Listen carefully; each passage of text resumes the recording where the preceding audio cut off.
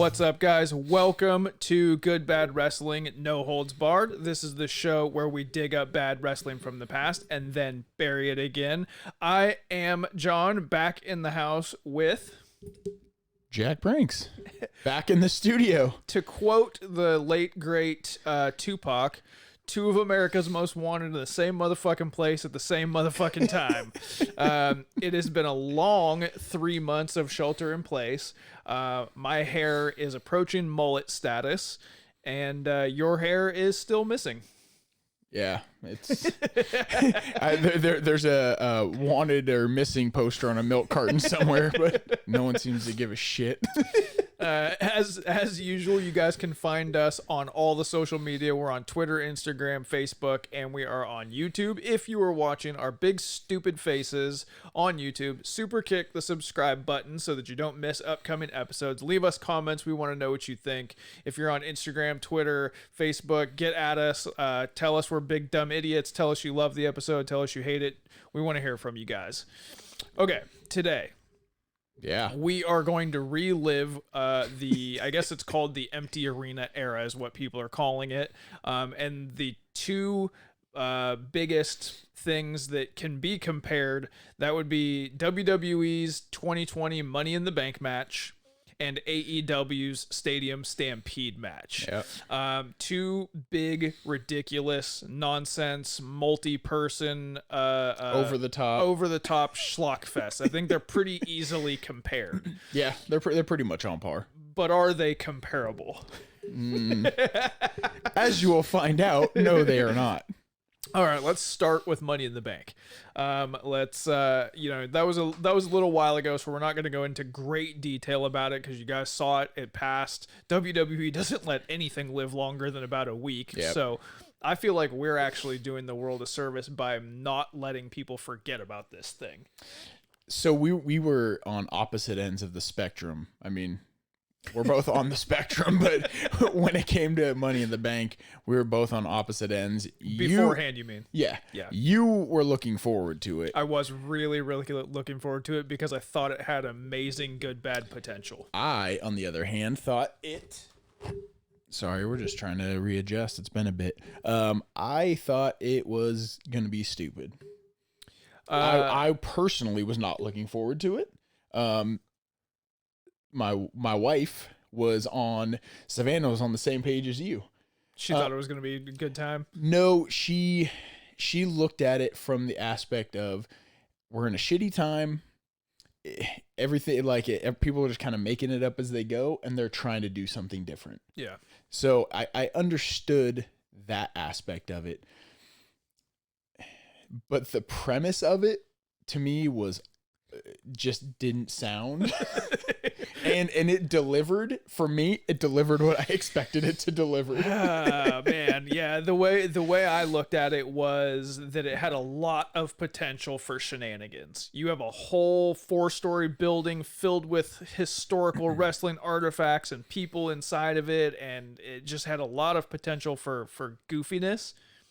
Unfortunately, Vince McMahon and WWE's brand of humor is non-existent. Yeah. There is maybe a couple of moments in this match that made me laugh a little, but so the way that starts out, first of all, it needs to be talked about. It is absurd. You have the men's match going on and the women's match going on at the same time, and they make the introductions somewhat separately. Like a couple of men will come out and then a couple of women will come out. It's not all one or all the other. The men are coming out from behind a wall, just a wall, in the gym, and they're talking shit to each other, and it has the feel that a fight that's about to happen you might expect to happen, but they're all coming out from behind the same wall, which implies that they were all standing the same way, just on the other side of this fucking wall 30 seconds ago. This match broke, what's the term? They broke the fourth wall. Yeah. Also, where is their music coming from in their heads in real life, right? Yeah. They're like posing and flexing. Why? The women are all coming from a kitchen. Okay, wait, that's kidding, guys. We've been cooped up for a long time.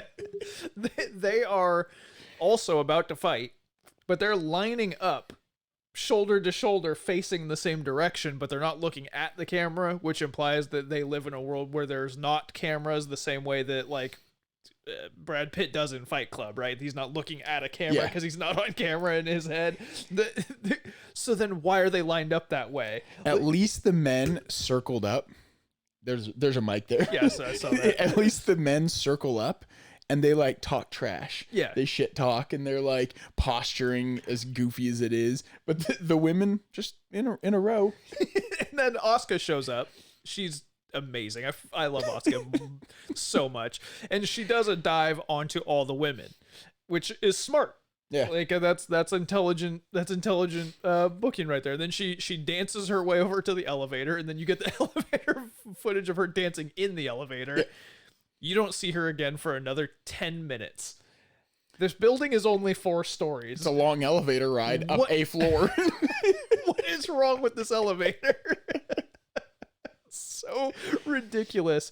You've got all kinds of crazy stuff that happens here.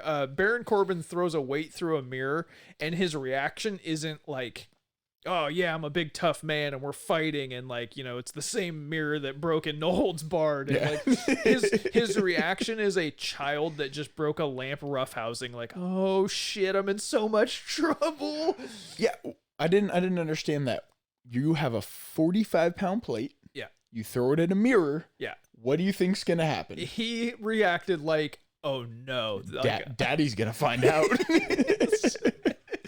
Daddy Vince is gonna be pissed. You have Otis pinning AJ down with a bar where, in theory, it's kind of amusing. You could clearly see how easily AJ could have gotten out. Well, you see AJ leaning up towards it, and you can see 4-inch gap from his back on the floor. He's leaning into it. He's like, trying to cover it up with his arm so you can't see the gap. And then the attempts at comedy start rolling in. They run by the bathroom, and you hear it flush because Brother Love was in there taking a shit. Because why? It's not funny. Like it's Doink hiding behind a chair. Not even Doink. A guy in remember that time Doink wore a polo shirt? Because I don't. Yeah. Guy didn't even look anything remotely like Doink. He was just a man wearing clown paint. You have John Laurinaitis in a scooter, in a rascal scooter. He did that when he was the GM, but that's not funny. It's not unexpected. There's no purpose. It's not like oh wow, look who it is. It's like yeah, of course he works there. Like the only one of the appearances that made sense to me was the McMahon. Because he's in his office where his music played. When they show him his music. Well, okay. Let's be real. He probably sits in his office working or playing Tetris or Rubik's Cube or whatever he does with his music playing. Yeah, that's probably pretty accurate. Well, at least he actually bothered to show up because Stephanie literally mailed in her performance from another location. Dana Brooke goes into what they called the Money in the Bank office, like or break room or whatever, conference room that has a clear briefcase filled with money hanging above the table. I guarantee you that's not in Titan Towers at all. If it is, why? And Stephanie from her iPhone is telling her like, "What are you doing, dummy? This is like you're very clearly in a different location, like just standing in front of a white wall." Yeah, they don't show them at the same time. There's not a single white wall in this entire building, but Stephanie's standing in front of one. There's a red wall with a dinosaur head on it. There's not any white walls.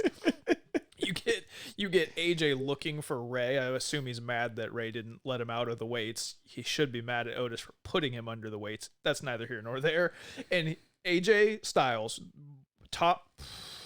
I'll say top 10 best performers ever. Yeah. Highly touted, wins championships everywhere he goes. Deathly afraid of posters. Every poster on the wall is startling to him.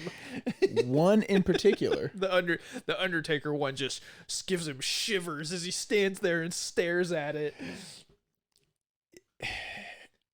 Something to me, he's looking for Ray, and he's searching through the rooms, right? Yeah. Some of them locked, some of them unlocked, some of them unlocked, and he's pretending they're locked. He opens it and it opens, and he quickly pulls it shut and shakes it. Why would he think Rey Mysterio is hiding in one of these rooms? Yeah. And then he goes to a door and he's like, this is the door. And he opens it and it's a casket. It's purple light and a casket. And the Undertaker's music playing. Are we to believe that the Undertaker is using his dark sorcery to plant this in a room just to fuck with AJ Styles after a match that the Undertaker won? Yeah, and if that's the case, what is the likelihood that AJ Styles would have opened that one door in a 4-story building? Aleister Black knocks him into that room and shuts the unlocked door. And you just hear AJ screaming, "No!" I wrote a note. Just walk out the door. That's what he does. Later on, he's just back, and that's not brought up again on television in this match. At any point is that revisited out. In fact, they moved him to SmackDown. So so that happened. And then you have all the women rushing in from the left and all the men rushing in from the right to interrupt Paul Heyman eating an entire buffet alone. The funniest part to me was someone bumped into Otis and he began shaking. And all I could think of is he is the WWE's Chris Farley. 100%. That's dead on. Yeah, he's like trembling, and then he just yells out "food fight," and then a food fight happens after he throws food on Paul Heyman. But why is Paul Heyman eating? Let's not forget the fact that Paul Heyman had a buffet alone, and he was like bothered that they interrupted him. It's just, and so they have a food fight. A couple of people get knocked around. It's whatever. During this time, Beethoven's Fifth Symphony is the music that's playing. I don't know if I'm more surprised that that's what they had playing, or you knew what that was. Of course I know what that is. It's the song from Die Hard. This is a house of learned doctors. It's and then the next thing that happens after the food fight, after the buffet of food, is that Otis goes into a room where there's food and he's completely completely distracted by it. He grabs a handful like peanuts and just throws them in his face. This is where John Laurinaitis comes in. Whatever. Then they go back to the women and you get the wet floor gag. Not funny. Not comedy. Like Dana Brooke took a wicked bump. Again, most random shit pops in my head when Asuka runs in and she's yelling at the janitor. He's like, all I could think of was Billy Madison speaking gibberish. Talu, Sabadu. You have AJ and Brian fighting into Vince's office and freaking out. Like that's actually somewhat funny, except for that I've heard since then that the chair bit is real. He gets really upset if people don't put the chairs back the way they found them in meetings. So I wonder if they ad-libbed that as like a like they knew that was a thing, so they just like a little dig. Yeah, and then like you get more fighting, and then Baron Corbin, who is extensively alone, he's taken out all the men in his vicinity, realizes he's got a chance, and he yells out loud by himself, "I'm going to the roof." All right, man, just do it. If this was legit, you just do it. Yeah, you just go to the roof. Asuka, when he gets to the roof, Asuka's at the top of the ladder, and Corbin reaches up and goes, "No, no, no, no, no." Why? Yeah, there's 2 briefcases. It's 2 separate matches. She gets one, you get one, match over. Who wrote this? So, to take out his frustrations, he murders Rey Mysterio and Aleister Black. Okay. So, before... I didn't watch this live. I watched it a few days later. And I just saw before I took a break, I just saw memes of R.I.P. Rey Mysterio and Aleister Black, right? Mm-hmm. Which is, I assumed when it shows him like throwing Rey, he threw him over the roof. I think we joked about that because of the Halloween Havoc. Yep. Throwing him off the roof, which is all fine, except 400 times they have a fucking what's the helicopter view? A helicopter view, and you can see the crash pad yep. off of the ledge. Yep. even when he throws him, you can see Alistair Black landing. If you look closely, you can see part of him landing on a pad. Yeah. Yeah. But they show it the whole time. So they give you a cutaway to the helicopter view that shows the pads where they're throwing them. Yeah. So what would make you think they're being thrown off a building since you've seen the pads? Wouldn't they just get up off the pads and get back into the match? You'd think so. Yeah. So Asuka takes the briefcase, and so she wins the women's. In retrospect, she became the champion because Becky was stepping away. It would have been funny if she was like screaming in Japanese and then she stopped in English, was like, "It seems heavy." But then what's hilarious to me is her music hits, and then you get Michael Cole, whose audio sounds like our audio sounds right now, and he is like, Asuka wins the championship, wins the Money in the Bank. Let's take a look at a replay. Like, it's like his somber. Someone just like they got him out of bed to do this. Elias hits Corbin, whatever. Otis catches the briefcase and he wins, and then you get some more sleepy Michael Cole. Yeah. So we'll definitely compare the two matches after we go over the Stadium Stampede. But what is your like letter grade for the Money in the Bank? I'll be generous and I'll give it a D or a D minus. I actually wrote down that there are losers in this match. There are winners in the form of they won the Money in the Bank ladder match, right? They won the briefcase. I think Styles and Daniel Bryan actually lose in this match. Yeah. And I think Asuka and Shayna Baszler lose in this match. I don't think Asuka. I think Asuka came out shining in this. I think the fact that she won it gives her a little extra and kind of cancels that out a little bit. But like, to me, Bryan and Styles are legitimately two of the best wrestlers in the world. Fact. And Styles is coming off of his match with Undertaker at WrestleMania, which is one of the coolest moments in wrestling. Yep. It's fine to have Otis and Baron Corbin. They dropped the ball with him because he was awesome in NXT. They haven't done shit with him on the main roster. I just think those guys lose. Like the rest of them, it is what it is. It's a goofy thing, but I'll come back to this after we go over the Stadium Stampede. But the way I kind of looked at these two things is if you know anything about gardening, which I do not. So let's compare them. You have seeds and you have starts, right? Seed is a seed. A start is go to Home Depot and buy a 2-foot tall tomato plant. You stick that in the ground. The concept of the Money in the Bank in a building was a start to me. Like it's ready made. It's already there. All you have to do is pull it off. Yeah. The concept of an empty stadium match is a seed. There's nothing but an empty stadium. I was thinking, how the hell are they going to make this entertaining? Yeah. Well, they did. And the Money in the Bank did not. They killed a start. They had a thing, and then they just like didn't water it. Didn't like they made no. I shouldn't say they made no effort. They made wrong efforts to make it entertaining, and it was actually hard to sit through. Yeah. The Stadium Stampede, on the other hand, we'll transition over to that. So they leaned really heavy into the football, really heavy into the Jaguars because it's the Jaguar Stadium. And they start off with like cheerleaders and the fire and smoke entrances. Like the tunnel entrances. The inner circle is wearing jerseys.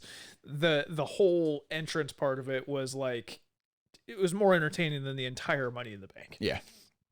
And then they start like war style, like Avengers, Game of Thrones, just stuff. charging, screaming. Oh!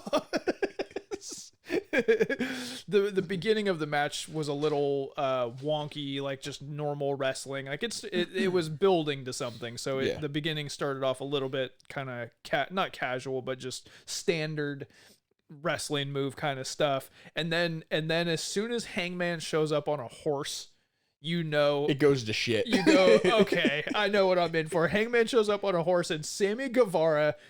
Did you have a clue who Sammy Guevara was last October? No, and the first time I saw him, I was like, I can't stand this guy. Yeah. And they've turned him into a star. He is he is the measuring stick now. Like, he is the guy that I'm like, oh, you should be bumping like him, or you should be selling like him, or you should have the facial expressions of him. Sammy Guevara, the only thing that's stopping him from being the top is his hair or his tongue thing, is age. Yeah, he just needs more time, I guess. But the look on his face when he sees Hangman on the horse, of like, ah, oh, fuck, why does this shit happen to me? And Hangman chases him off.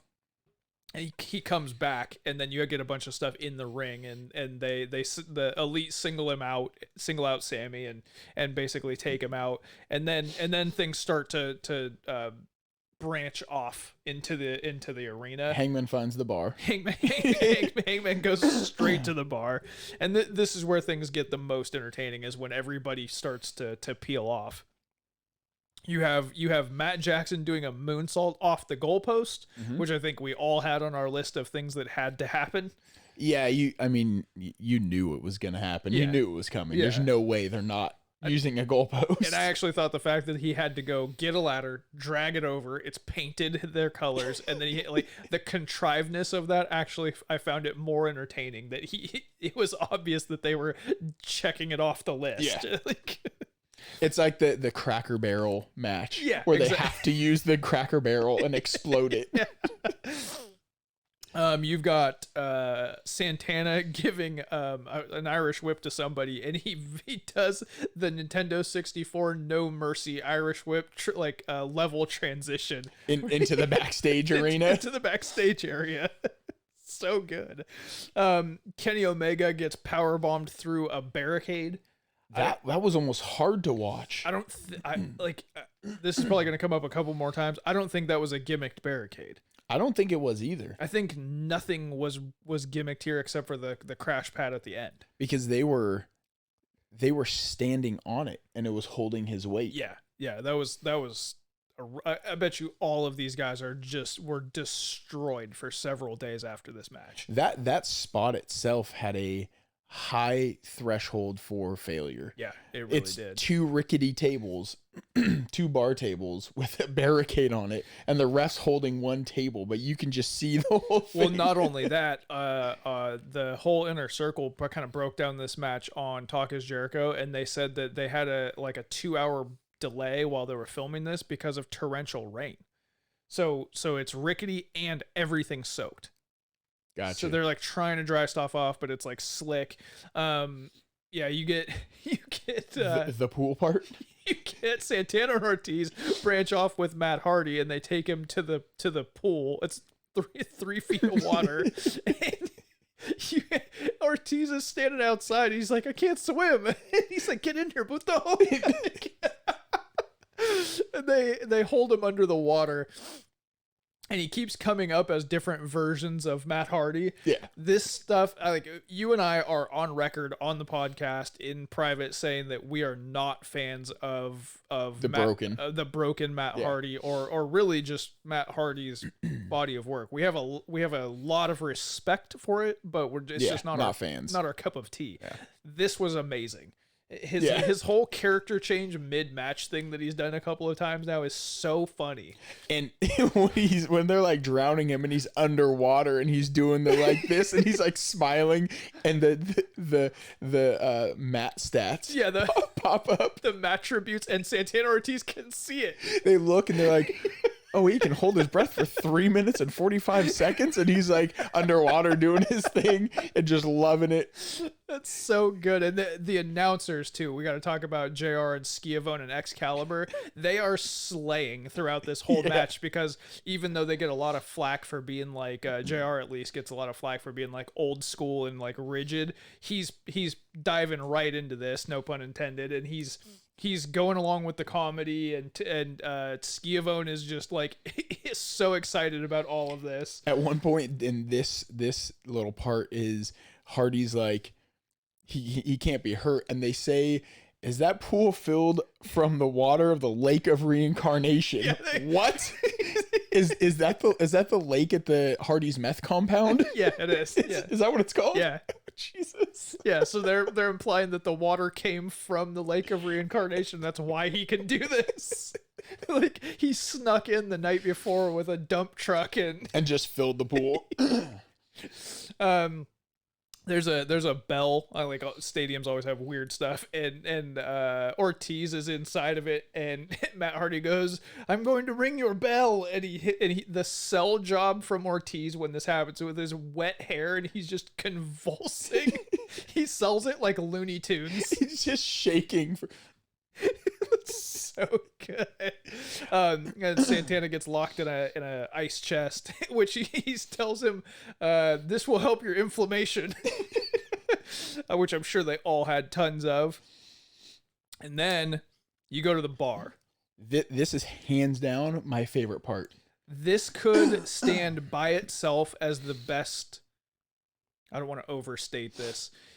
It could stand by itself as the best hardcore match segment in years. I mean, if you just took the bar and said that's a match, that could be the best hardcore.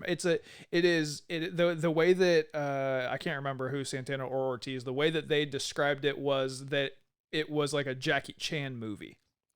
Yeah, you could tell that it's got, Hangman is the good guy, right? And he's being like elusive and doing like backwards somersault rolls on the pool table to get away. He stepped on the pool balls, which made my heart skip a beat. Yeah. And then he does like a dive off.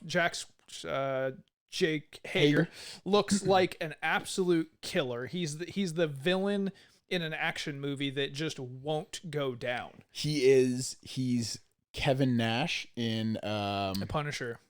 No, well, Punisher or the Jackie Chan Rumble in the Bronx. Kevin Nash is in Rumble in the Bronx? Yeah. What? Yeah. Are you? It's either Kevin Nash or Nathan Jones. I'm pretty sure it's Kevin Nash. I'll watch it later and get back to you on it. But he, like in that, he like stabs him and it doesn't affect him. Yeah. So it's kind of the same. Like he just takes bottles to the head. Yeah. And sells the. That's what this is trailing off a little bit just for a second, but that's what they need to do for me, for like MJF's guy. Oh, Wardlow. Yeah. They need that monster. Yeah. They sold Hager is just a beast. Just an unstoppable kill. I think it was like a Uranagi that he gave Adam Page on the pool table. Yeah. Fuck me. That is a rough way to make a living. Not a gimmicked pool table. Like, can you think of a more stable surface? Yeah. And what I instantly thought of, and I looked at you when we watched it, was what was the N64 game with the bar? Yeah. Because that's what it reminded me of. Yeah. The way they set this up is like he goes in, Hager sees the horse, and he goes, "Oh, he must be in the bar." Paige is sitting there drinking, and he sits down next to him. He doesn't just attack him. He sits next to him. Paige pours him a drink, slides it over. Yeah. They have a drink together. Yeah, we're gonna fight one way or the other. We might as well have a drink first.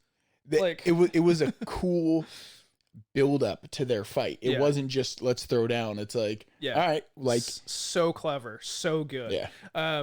Like just like Paige doing a backflip off the bar and landing it in cowboy boots and then getting dragged the length of the bar. Dude.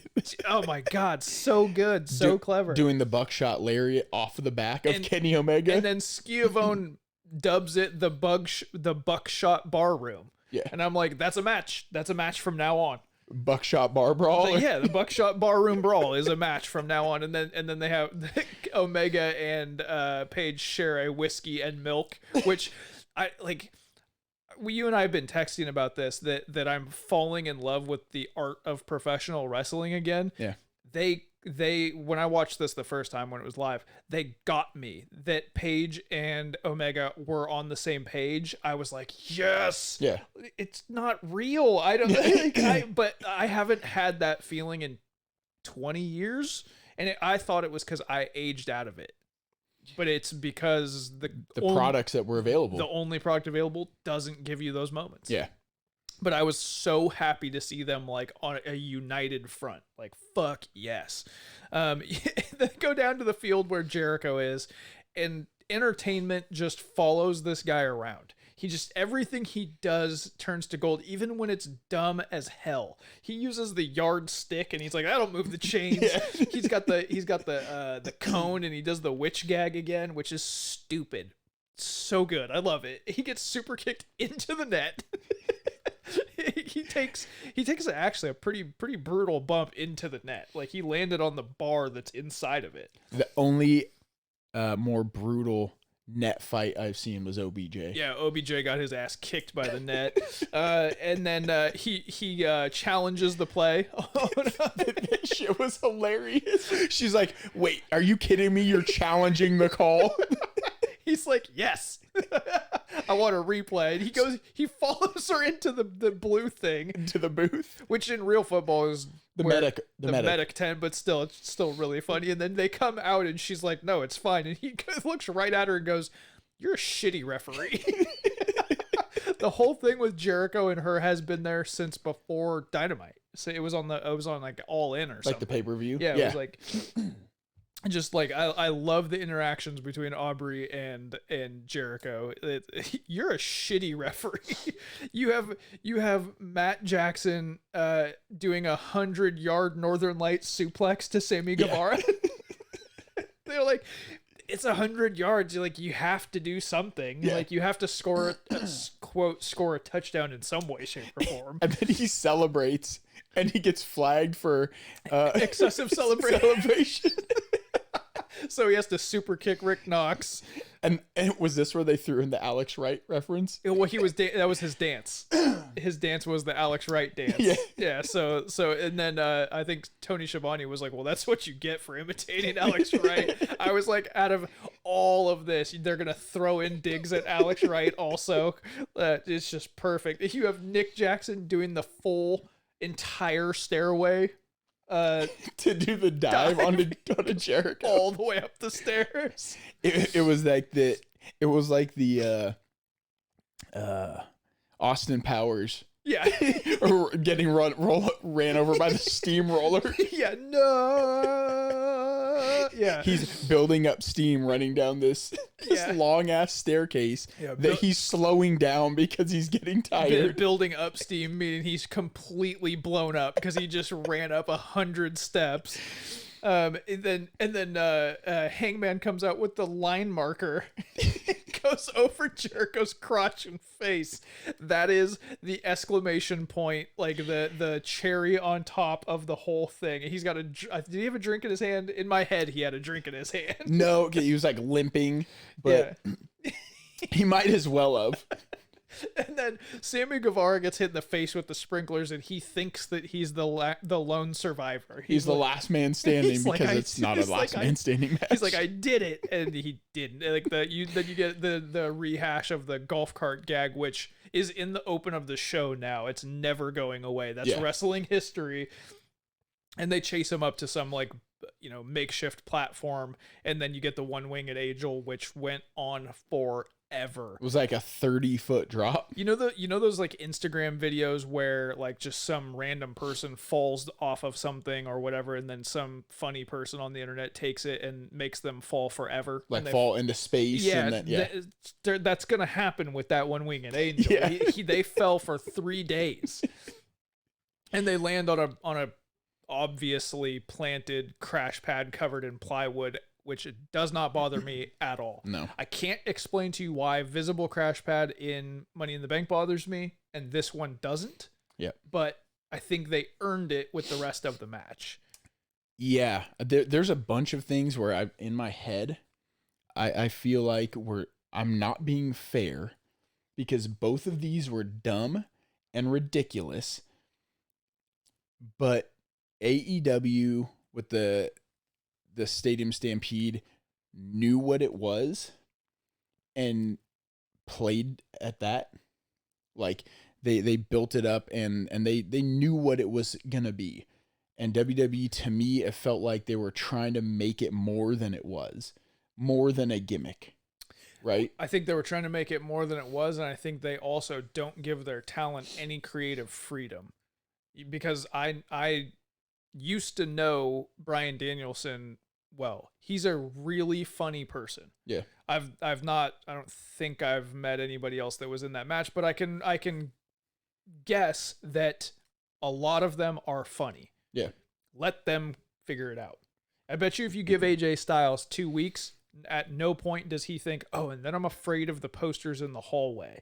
And then there's a casket in a random room. And then somebody who looks like Doink but isn't Doink. Yeah. Like, that's all McMahon ideas. Those are all bad creative. It's just bad creative. The back to my point about the seed in the start. AEW took a seed with nothing, just an empty stadium, and they put tables and barricades, and they had the swimming pool and the bar. They came up with brilliance out of nothing. I wonder how much of that was here you go, you guys, do what you do. Yeah. Like letting the talent work. Like a battle royal. When you go to a battle royal, you don't talk about it. The finish you usually figure out, but the rest you just kind of do what you do, and you let talent do what they do. According to Jericho, according to the Inner Circle, there was a handful of things they couldn't do because the city wouldn't let them do it because that's who owns the stadium. There was one thing that Tony Khan said that they couldn't do, which was just too dangerous. Everything else they just came up with and were provided with the props that they needed to do it. It's just that environment creates it. You can see it. You can see the difference. Yeah. You can, like, we don't have to tell you guys, if you watched both these matches, you can see the difference. If you're still anti AEW and just holding your WWE flag, you're just wrong. You can see 10 people in one that are having fun and enjoy what they are doing, and you have 10 in the other who are going through the motions and just, we have to fulfill an obligation, waiting for their contracts to expire. Yeah. All right. What's your letter grade for the Stadium Stampede? I'll give it a B. Wow, really? It's like, okay, so to me, giving it like an A or A plus it's like giving some girl a 10. Right? When you see the kind of the rule of the code is you don't give random chicks 10s, because if you give someone a 10, that means there's no higher than that. So there's some kind of reservation. Dave Meltzer's giving out 7 stars for some matches, so I'm going to give it an A+ because there's nothing that happened that I didn't enjoy, and there's nothing that I would have liked to have seen that didn't happen at all. I was like, I don't think you could do any better. It was hilarious, and it was also brutal. And in a big goofy nonsense melee, that's all I want. Yeah, there wasn't any point where you were like, all right, is this done yet? Yeah. I'm gonna give it an A+ just based on the N64 No Mercy transition that Ortiz to the backstage, bro. To the backstage. That's genius. Overall, it was a lot better than I expected.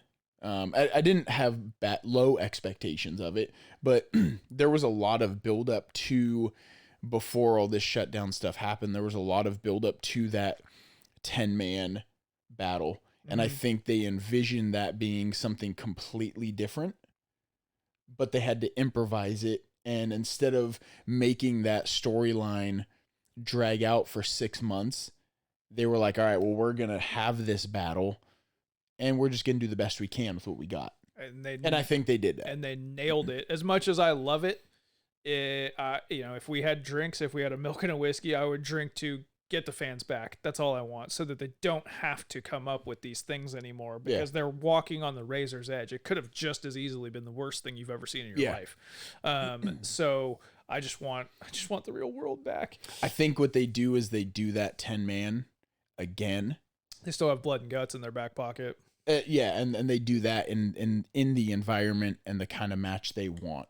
But you have to have, we've said it, dozens of times in text, you have to have fans. Yeah. It's just necessary for the art, for what they do. You have to have a pop, and it's nice to have the little smattering of enhancement talent or AEW, I mean NXT guys or whatever they have, it's better than silence, but nothing's going to compare to 15,000 drunk rabid fans. Yeah, and you're just not going to have it can be the best thing you've ever seen, and it's just not going to it's just not going to last. It's missing something. Yeah.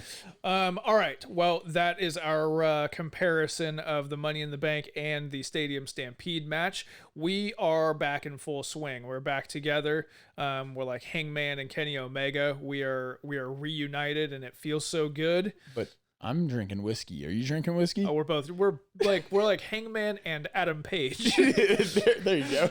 Hangman. Or Hangman and his horse. Hangman. But we are back in full swing, so make sure you super kick that subscribe button.